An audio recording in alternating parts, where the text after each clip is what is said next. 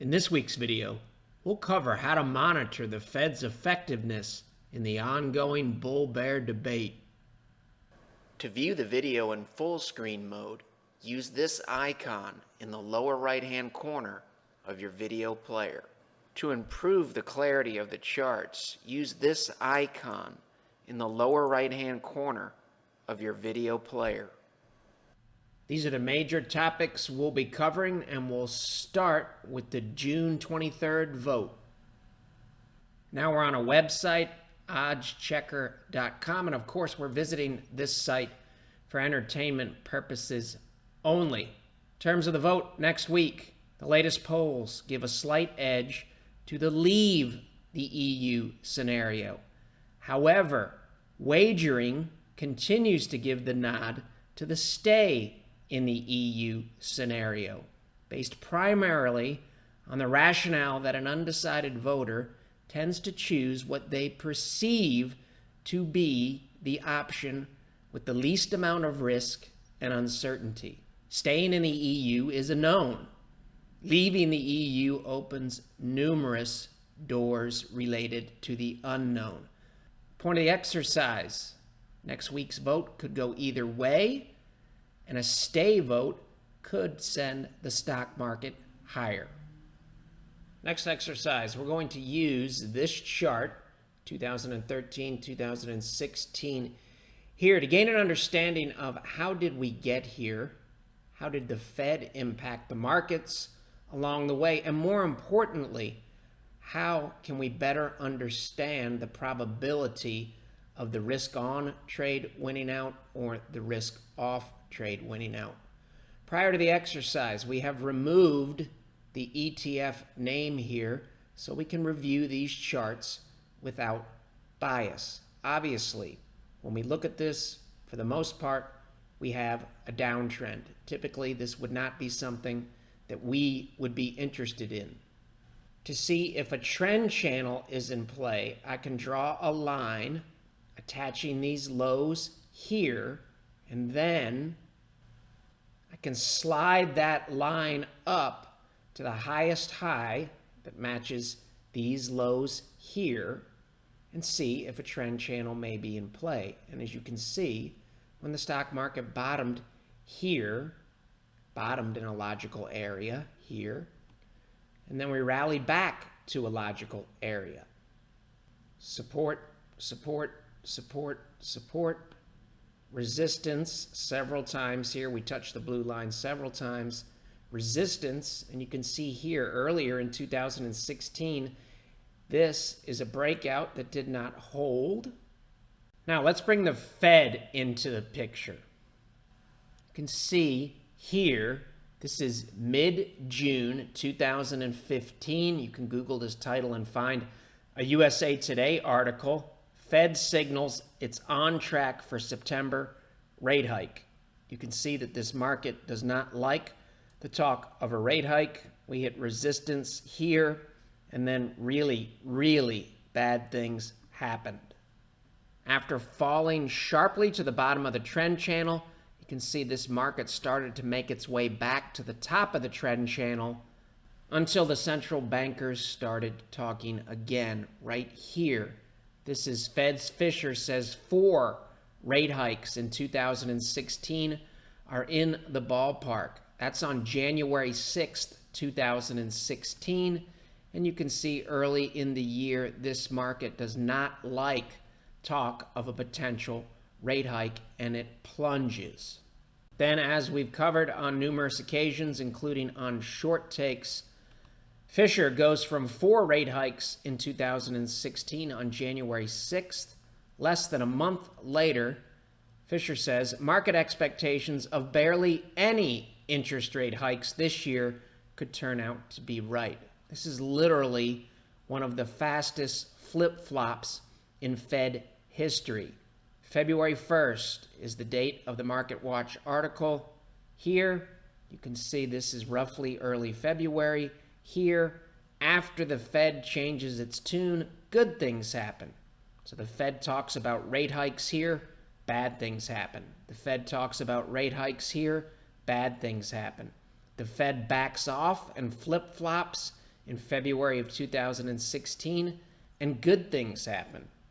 This time we're able to rally back to the top of the trend channel and to this angle here. But as you can see, when we hit the blue line, it acted as resistance and this market has started to fall. Before we go any further, it's probably a good time to reveal the chart that we've been looking at. We've been looking at a risk-on, risk-off ratio, materials relative to defensive bonds, or in the ETF world, XLB relative to TLT. Now that we know what we're looking at, it puts this rally off the low in a significantly different context. And we can tie this mathematical improvement to some of the concepts that we've been covering in recent weeks. The concept that we've been covering here, and that concept is that when you come up into an area of possible resistance within the context of an ongoing consolidation pattern, we need to see more up here than just improvement in the data and the moving averages. The hard data and the moving averages allow us to buy up here, just as they allow us to buy up here. However, the implementation rules are acknowledging that we're in this trading range and we need price to prove something to us. This is the S&P 500 daily as of Friday, June 3rd. How does the same chart look today? Remember in last week's video, we covered the false and what appear to be now failed breakouts. So we're in the same situation here. The math really has not deteriorated that much yet up here. It's becoming more vulnerable. So from a bullish perspective, it's really price that needs to prove it to us now. And the hurdles get higher after price has given you a whipsaw in that area, after price has given you a whipsaw in that area. These same concepts apply to our risk-on, risk-off ratio or materials relative to bonds. In the ETF world, that's XLB relative to TLT.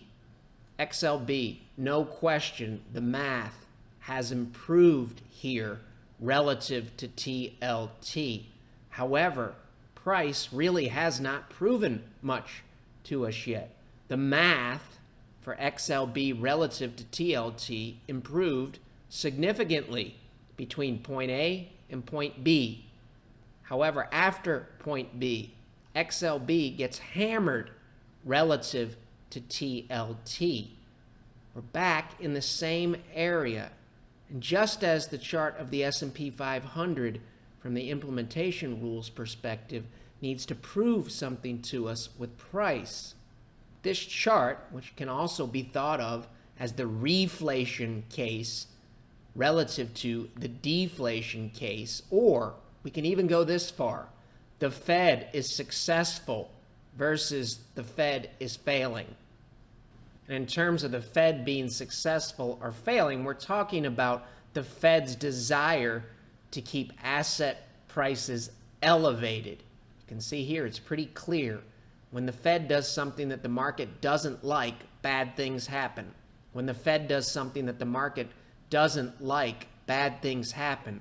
How that relates to the present day, now the Fed has come out Wednesday, June 15th and Friday, June 17th, and made two statements that are ultra market friendly, similar to this statement here, which says we have to keep an open mind about a breakout similar to this one here. However, we don't need to anticipate that. We need price to prove it to us. Therefore, this chart and this ratio and this trend channel can help us with numerous things. If the Fed is able to reinflate asset prices, it's pretty much a foregone conclusion that the chart of materials versus bonds will break out in this direction here. This chart also shows why the model still owns bonds and why the model has been skeptical of the entire rally. The rally off the low from the bottom of the trend channel was basically started by the Fed's dovish comments. In terms of trends, this rally within the context of the trend channel really doesn't look that much different than this rally that eventually failed in a serious manner. Is there anything particularly magical about materials versus bonds? No, we're using this ratio for illustrative purposes. It illustrates concepts that we can see, similar concepts, on numerous charts, especially risk-on, risk-off charts, and really on numerous time frames.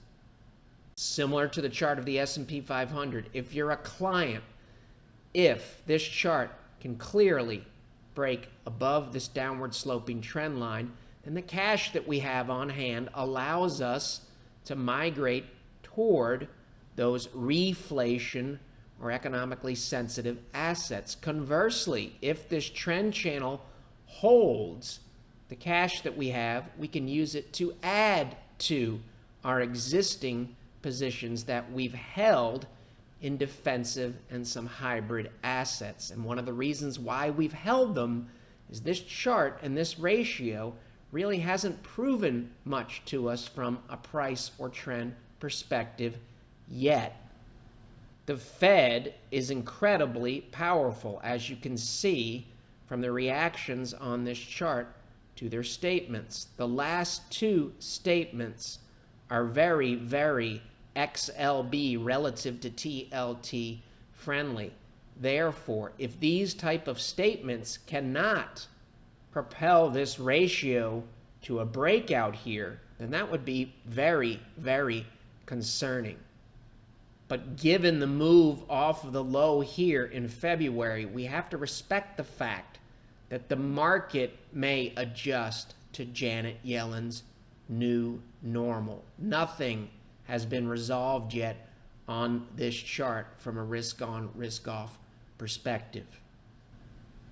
If we were presented with this chart on a technical analysis test, and we were asked from a longer-term perspective, is this market in a bullish uptrend or a bearish downtrend? We would say that's easy, a bearish downtrend, and we would move on to the next question. Why?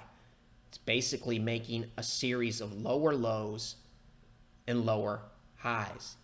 Even in the context of this strong rally here, this ratio has not printed a higher high yet. It's easy to see when we remove the bias.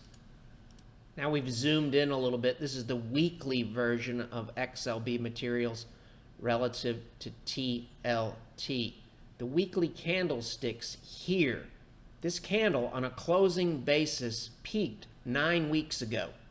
1, 2, 3, 4, 5, 6, 7, 8, 9. This is the highest close here, telling us that the reflation trade is either reversing in a bearish manner or taking a breather, and it wants to push higher. Price will determine that. These are numerous indecisive looking candlesticks here. You can see at a peak here. It's a very indecisive look. Indecisive, indecisive. We get a reversal. This has somewhat of a hammer look. We can get a look like that near a bottom. However, you can also get a look like that within the context of a downtrend. From a pure price perspective, this ratio has not printed a lower weekly low yet. It has printed a lower weekly high on a closing basis, so we'll be watching price here as well. This is Materials XLB Weekly now in isolation. You can see these are indecisive looking candlesticks here before a reversal. We have indecisive looks here. We have an intra-week reversal, this candlestick, and this candlestick here. The past 3 weeks has somewhat of an indecisive look. However, price really hasn't made a lower low here either on a weekly basis, and this is still, from this time frame, an uptrend. What these weekly candles tell us is to still be open to a reversal, but mathematically that is far from a done deal heading into next week. If we look at bonds in isolation, that's not particularly easy either. See this big wick here, and then it drops for 1, 2, 3, 4 weeks. We have another one of those large wicks here, which says price was rejected this week at these levels here. Therefore, it's not easy to go out and drop tickets on TLT with a weekly look like this. We'd like to see what happens next. Similar situation with gold. Price was rejected up here. This is a very indecisive or doji type look. Look at this candlestick here. This is a weekly candlestick, and compare it to this look here. This look here is not saying that we're going to get a reversal. It's just not a confident looking candlestick like this candlestick here. And it says we want to try to wait for some better information. It's very, very difficult to find a weekly chart that doesn't have an indecisive look this week. That's not really surprising because once again this week the Fed surprised the markets. Heading into the Fed meeting, the markets thought one thing about Fed policy, and on the other side, at the end of the week, the markets thought something radically different from what they thought when we entered the week. Long story short, this chart's on our radar, and from a weekly perspective here, we have a doji look, but we get some follow through here. S&P 500 weekly, a wick up here, long wick here, then a reversal, a very long wick here.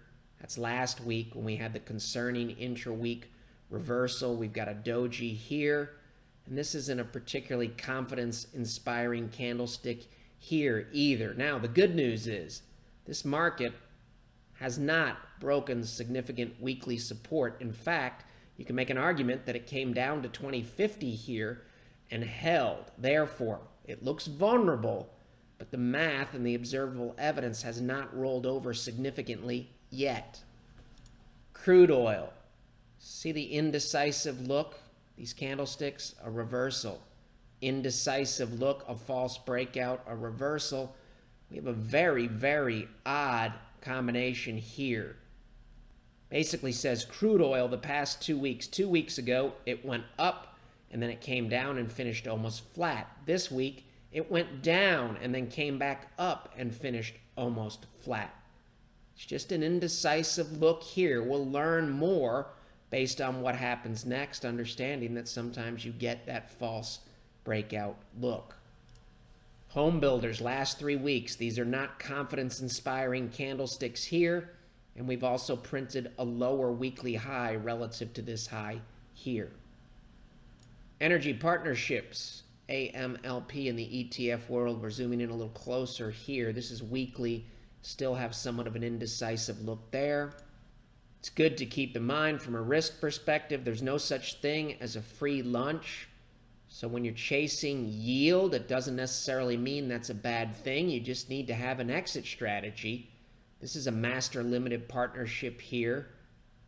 During the financial crisis, it dropped from $18.86 a share up here all the way down to $6 a share here. So when you see high yield, that's really telling you higher risk. And there's nothing wrong with that. You just need to have a game plan to manage that risk. Similar situation here. Another yield chasing ETF, preferred stocks, PFF is the ticker symbol.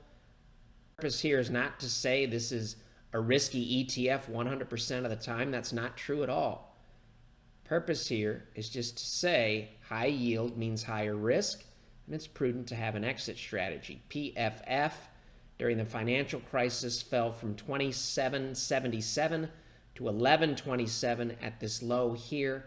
That's roughly a 59% drop in your principal. It's very, very easy to get discouraged and distracted in these areas here, which are major inflection points. We still have that major inflection point look here.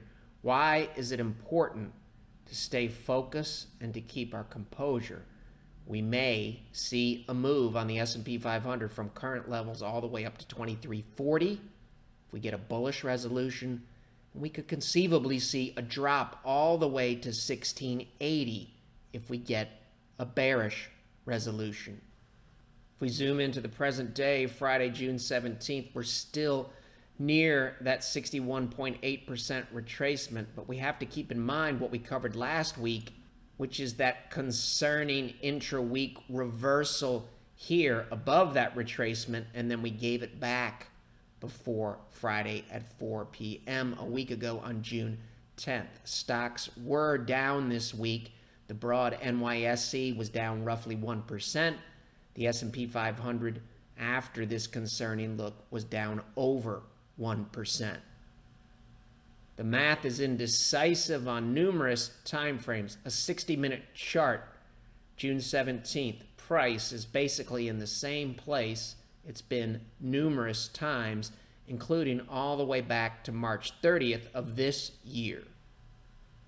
The same concept applies to a much, much longer time frame. February 2016, price is in the exact same place as it was 3 years prior in February of 2013. March of this year, exact same place as May of 2013. And the present day in June of 2016, I can draw a horizontal line back to price in 2013. The longer we go sideways, the bigger the move that we tend to get when price decides to break out either to the upside or the downside. We said earlier in the video that the math was vulnerable here, but it really had not rolled over yet. Good illustration here. The NASDAQ daily, the 50-day moving average basically flat, the 200-day moving average in red basically flat, and price has been congregating around both of those moving averages. Typically, when that happens, you can get a big move. That big move can come in either direction. Similar situation with the triple Qs or tech stocks. The math is improved, price can't prove it. The math is improved, price can't prove it. Recently, the math is improved, price cannot prove it. We'll learn something either way here as well. Also note, the close on Friday, June 17th was 106.49. This was support previously. We've been unable to recapture these levels here. In fact, what once was support has for the most part acted as resistance. S&P 500 weekly as of the close on Friday, June 17th. Intra-week at the lows, we had a bearish moving average crossover on these relatively fast weekly moving averages tracked by the model. By the end of the week, that was erased, and blue is still above red. But this is a vulnerable look again. We have math that looks vulnerable here. We haven't made a weekly lower low, and we haven't broken weekly support here. So like many of the other charts, we'll learn something, hopefully, in the next few weeks.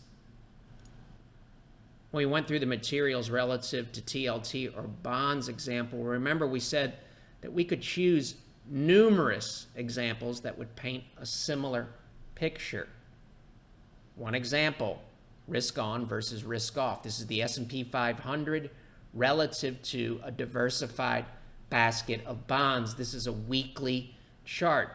You can see in 2006, before the stock market peaks, we have a trend, a discernible trend. For the most part, price is above these moving averages, and the moving averages, for the most part, maintain a positive slope. When the risk appetite starts to turn, we get a warning signal. This ratio actually peaks in July on a weekly basis prior to the stock market's peak in October of 2007. When we roll over, you can see we do have some indecisiveness here. But really, when we get to the peak in October of 2007, we've basically gone from a situation where all of the slopes are up to a situation where all of the slopes are down or rolling over. This is easy to discern. This is relatively easy to discern.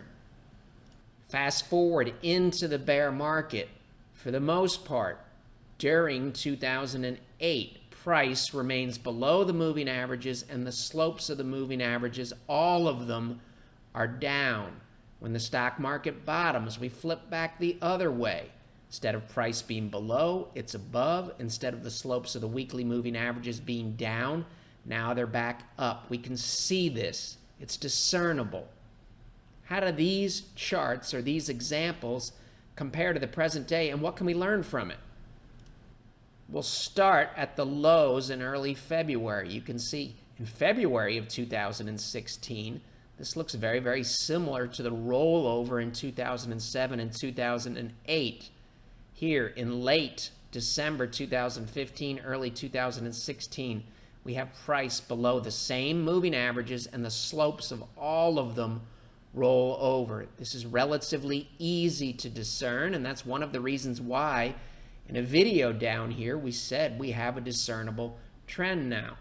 Then the Fed stepped in, and stocks rallied, and the ratio rallied off of that February 11th reversal and low. This is the present day, the weekly chart, same moving averages we've been looking at on June 17th, which is a Friday. This chart here about sums up everything in the model. Very indecisive here. This cluster of moving averages, these are faster moving averages than these moving averages down here. Notice the faster moving averages look like they're starting to flatten out and roll over. That would tend to lean bearish, and price has gone from being above these moving averages to now being below those moving averages. Contrast that with the longer term moving averages here, which are starting to turn back up in a bullish manner, and price is still above these moving averages. This is a mixed and indecisive look, and it helps us understand the different time frames and the different data.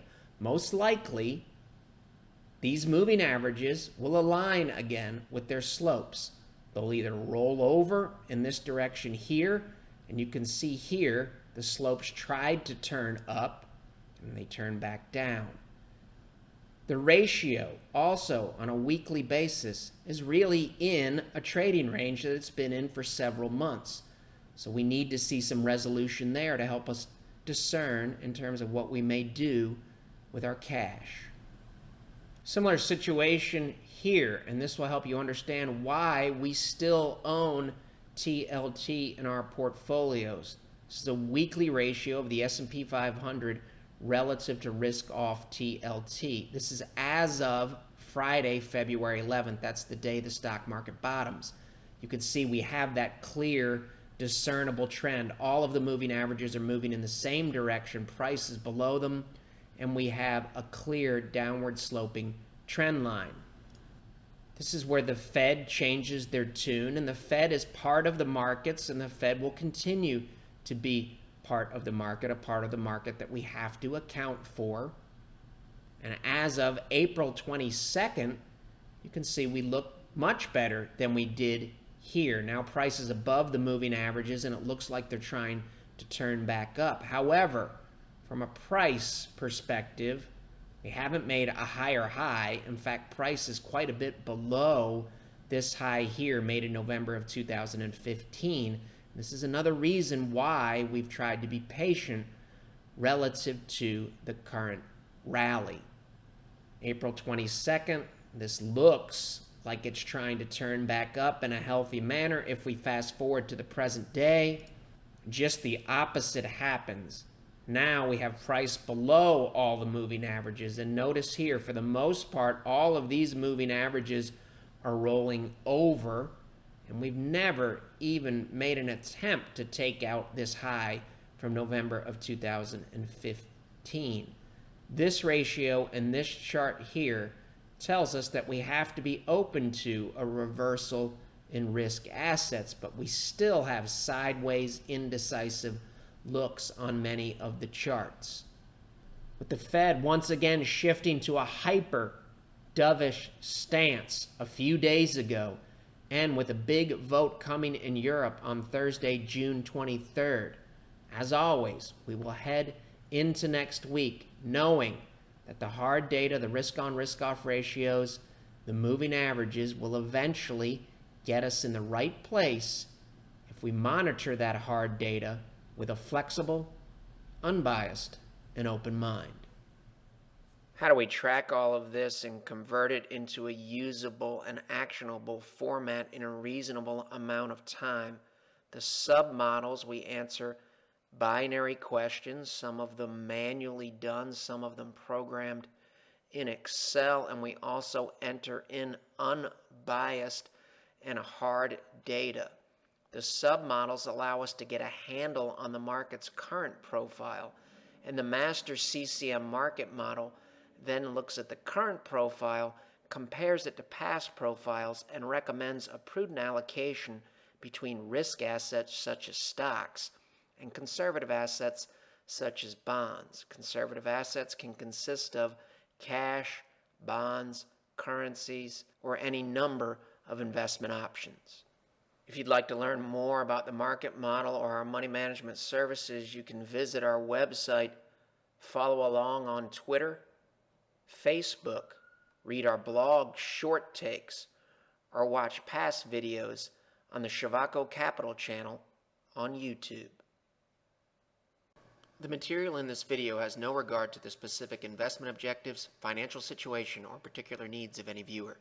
This video is presented solely for informational purposes and is not to be construed as a solicitation or offer to buy or sell any security or any related financial instruments, nor should any of the content be taken as investment advice. Any opinions expressed in this video are subject to change without notice, and Shavaco Capital Management, LLC, or CCM, is not under any obligation to update or keep current the information contained herein. CCM and its respective officers and associates or clients may have an interest in the securities or derivatives of any entities referred to in this material. CCM accepts no liability whatsoever for any loss or damage of any kind arising out of the use of all or any part of this material. We recommend that you consult with a licensed and qualified professional before making any investment decision.